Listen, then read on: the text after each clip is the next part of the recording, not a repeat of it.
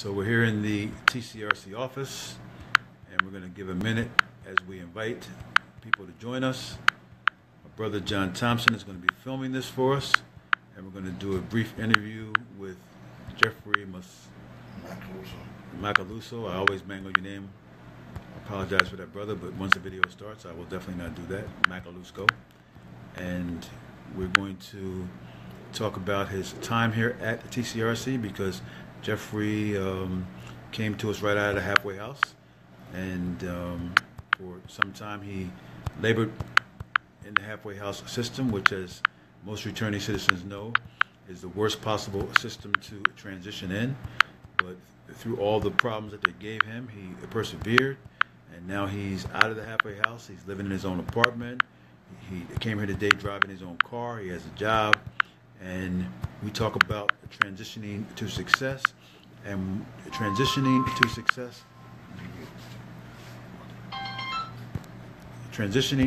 success takes all kind of different forms.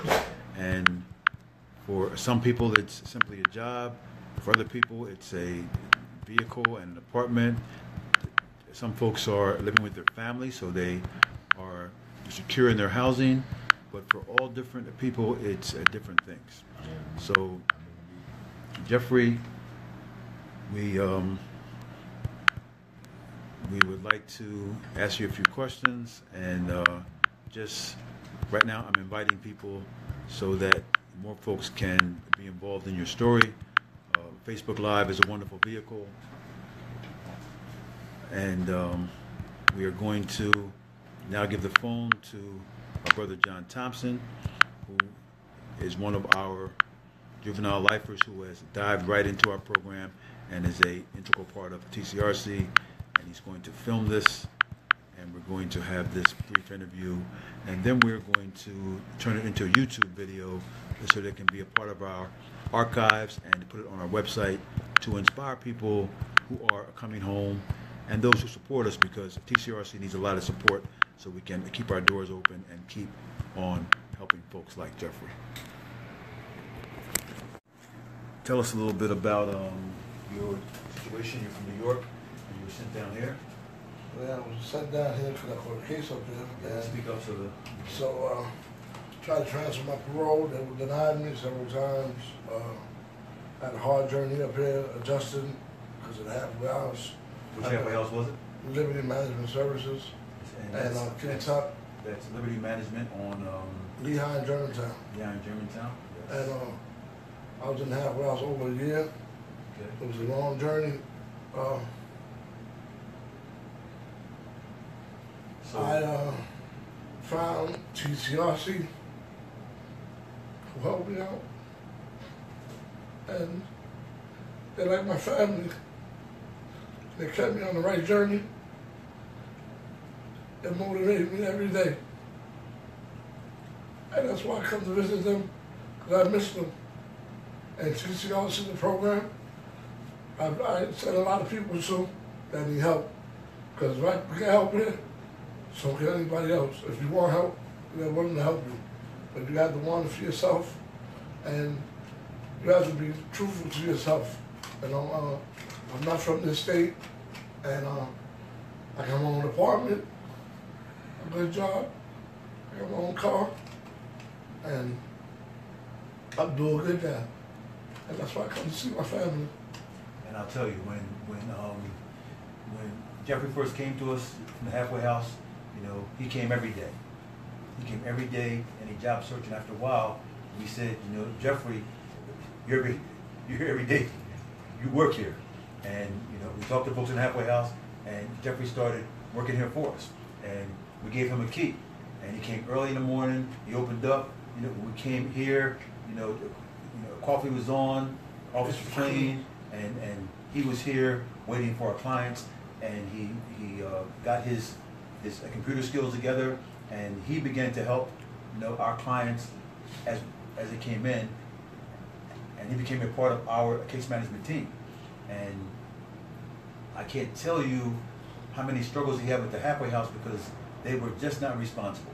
If a halfway house is really about what they're supposed to be about, Jeffery would be back in New York with his family, with his car and his apartment and his job in his own neighborhood moving forward.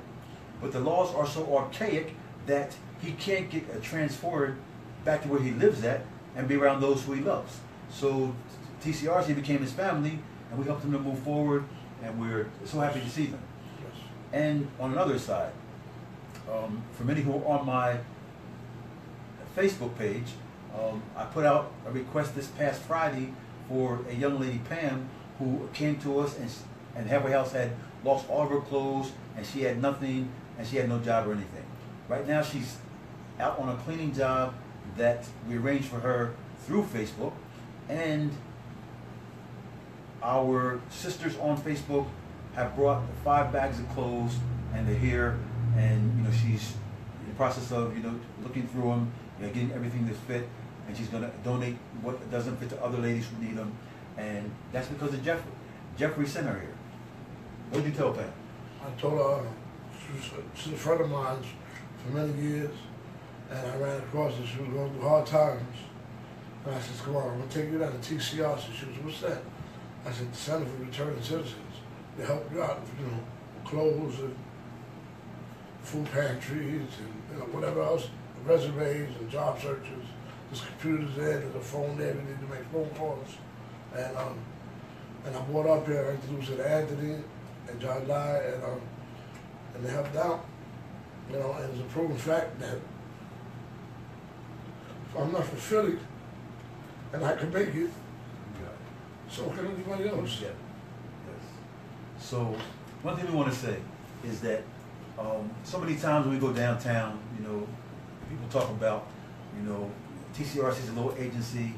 Some of the halfway houses, when we call to get folks in, they say, "Well, you aren't on an approved list. You're on a agency with a city contract." They act like we are not a part of reentry. And in that, they're correct. We are not a part of reentry. We don't call ourselves a reentry organization because reentry has become a hustle where all the money, $60,000, $70,000, $80,000, are being paid in salaries to executive directors and MSWs and case managers who aren't doing near as what TCRC does on a daily basis. Every time somebody walks through our door, our objective is, what is your life plan? What is your skills? What's your housing situation? What's your family situation? What do you want to do? What kind of job are you good at? How can you move forward? And as individuals, we try to craft our services to the individual. And Jeffery is an example, and we're going to do more of this. We have so many clients who have benefited from our services and what we're doing, but we don't try to blow our own horn. What we're about is helping people move forward. But what we found is unless we say and unless we show what we're doing, we can't get funding. We can't get contracts from the city and from the state and from the federal government because they're outcome based. Well, this is our outcome. Our outcomes are the individuals who we have helped through the halfway house situation, which frankly is the worst possible scenario for people coming home. Right. What should be done is preparation while a person is incarcerated and then sent to an environment where they can flourish. When I came home, the 6 months I spent in 2009, 2010 in the halfway house was the worst 6 months of my entire 18-year and 6 months sentence in the feds. And I'm sure Jeffery feels the same. You were treated worse in the halfway house than you were treated during your period of incarceration. Yes. And if you talk to 8 out of 10 people in halfway houses, they will tell you the same thing. There's more drugs in there than anything. Yes, there's more drugs. It's a staff. Bed bug infested. Yes, the bed bugs. The staff who you have some very good staff and some staff who don't care, and it's hard for them to correlate the two. What needs to be constructed is a holistic system where from pre-entry and it moves forward. And oftentimes, more often than not, that is not what happens. I'm going to be in Mechanicsburg tomorrow at 11 o'clock with a group of people from the Pennsylvania Council of Churches in Secretary Wetzel's office discussing some of the problems that are faced by those who are incarcerated and those who are reentering. The reality is we need a holistic system of case management and transition, and that is what TCRC is about. That is what we do every day. Whether you're coming from State Road and you're only had a county bit of under 2 years, or if you did many years in the state system, or you're coming from the feds, or if you're a juvenile lifer who spent 30 to 50 years inside. TCRC is here to help you to create a life plan that's viable and that's custom tailored for your life. So we're going to be doing more of these videos. We're going to be on Facebook Live. We're going to be on Instagram Live. You're going to be able to go to our website and see individuals like Jeffrey who have consented to tell their story, because stories move movements. So if you're watching this and you appreciate what we do, don't just watch it and hit the like button, although that's nice. We like to have likes. But what we would like is for you to go to the TCRC page and hit that PayPal button. Make a donation. Help keep the lights on here. Help us pay the gas. Help us put money in our pockets so we can keep on doing this. So we can help people like Jeffrey, help people like Pam, help everyone who comes through our doors. Tomorrow, after the Mechanicsburg meeting with Secretary Wetzel, we're traveling to the South Mountain Unit, which is a male facility for 18 to 24 years old. And I'm going to do a workshop, and it's going to be a part of a continuing workshop. They are the first Department of Correction facility that's offered to put us in their budget. So they're going to pay us for the workshop series, they're going to pay us for case management and for employment and housing services. This past Friday, we accepted their first client. We went to the Family Court building at 15th and Arch, attended his release hearing, took him to housing that we had arranged for him. Right now he's at a job interview. We found a job for him, and we're going to make sure that he successfully transitions. But they're the first Department of Correction facility that has honored our work and is actually going to pay us. We need to be paid by the Department of Corrections. We need to be paid by the city. We need to be paid by the feds. We need to have donations flow into our account from people who appreciate the work that we're doing every day for returning citizens, to stop the violence, for young kids, children of incarcerated parents. TCRC does so much, and we get very little recognition for the work that we are doing. So we are changing our stance. We are going to push very aggressively what we do, because we need to be compensated for our work so we can keep our doors open. We feel like we are the premier transition organization in the city by virtue of the work that we do. So don't call us a reentry organization.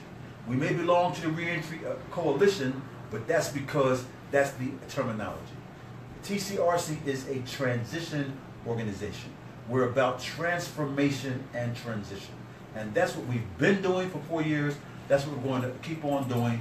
And we're going to keep on helping people like Jeffrey so he can transition to success.